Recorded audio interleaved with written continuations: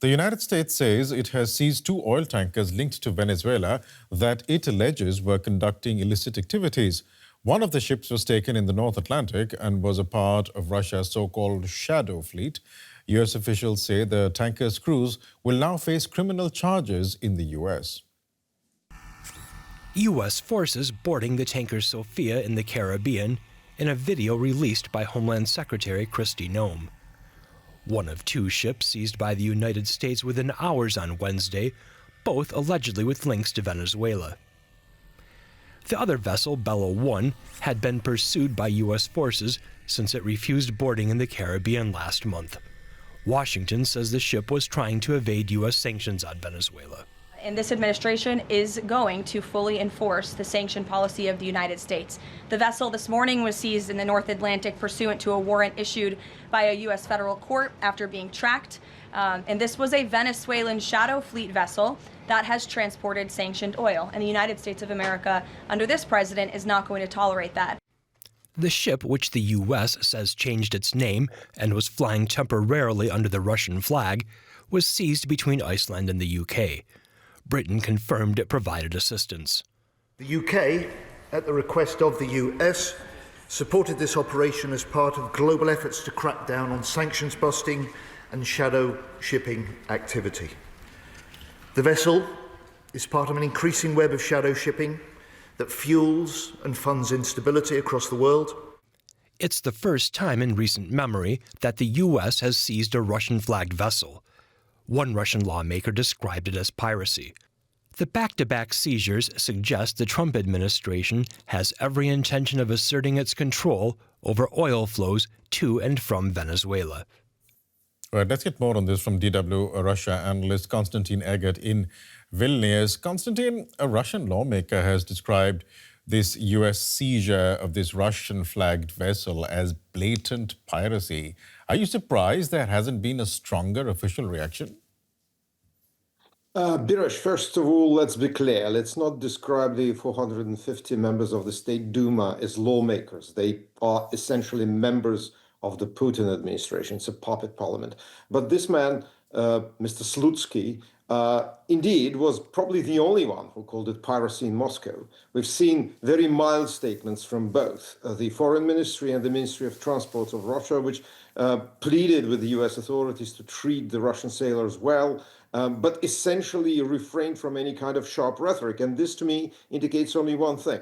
Moscow is afraid of what the Trump administration is going to do next to its interests in Venezuela, which are completely suspended now after the takeover of Venezuela by the United States, and secondly, to its shadow fleet, which is essential for ferrying Russian oil across the globe to support Russia's aggression against Ukraine. So I think that this is proof of just one thing: fear in Moscow.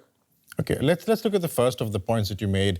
What really has been the connection between the Maduro regime and Russia, and how concerned is Moscow of this new relationship that seems to be forming between the regime in Caracas now and Washington, D.C.?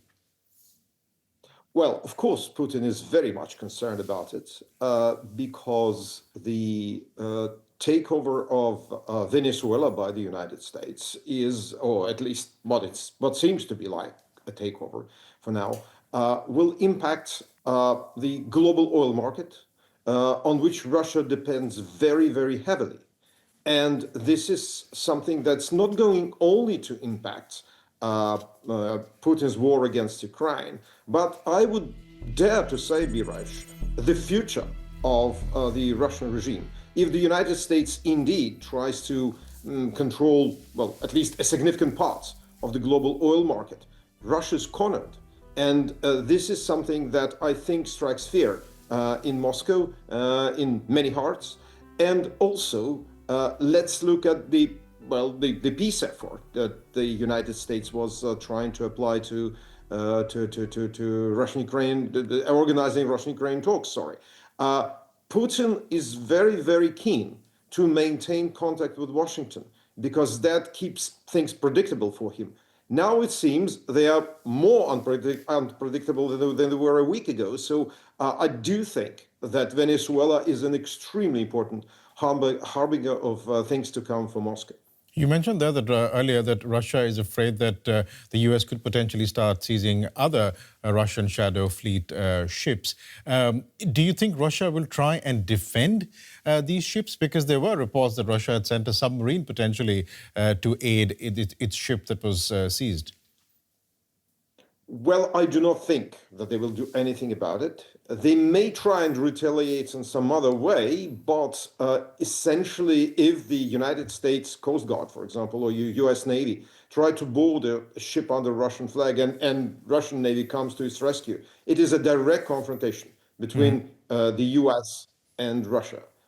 In this confrontation, Russia loses straight away.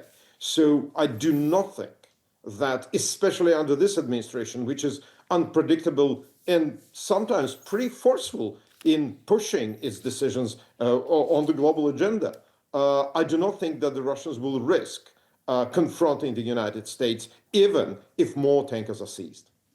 We'll leave it there for the moment. DW's Russia analyst Konstantin Eggert, always a pleasure chatting with you. Thanks so much. Thank you.